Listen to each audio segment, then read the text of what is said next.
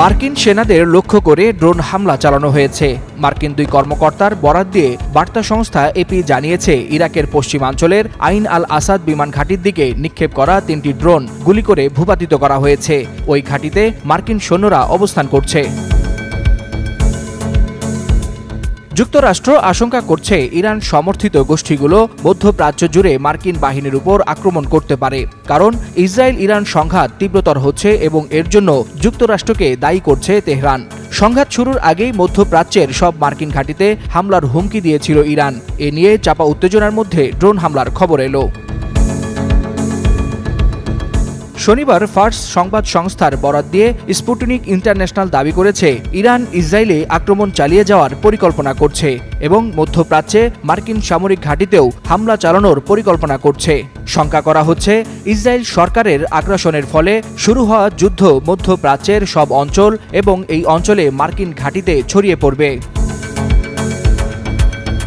এরই মধ্যে president Donald ট্রাম্পের নির্দেশনায় মধ্যপ্রাচ্যে সব মার্কিন সামরিক ঘাঁটি সক্রিয় করা হয়েছে।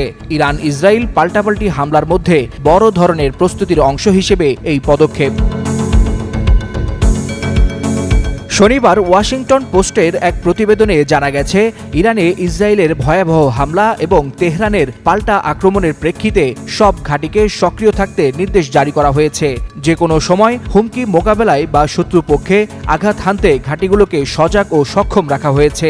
আমেরিকা কয়েক দশক ধরে মধ্যপ্রাচ্যে সামরিক ঘাঁটি পরিচালনা করে আসছে।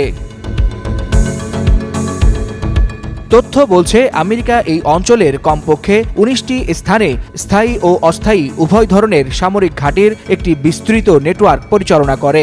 এর মধ্যে 8টি স্থায়ী ঘাঁটি বাহরাইন, মিশর, ইরাক, জর্ডান, কুয়েত, কাতার, সৌদি আরব এবং সংযুক্ত আরব আমিরাতে অবস্থিত।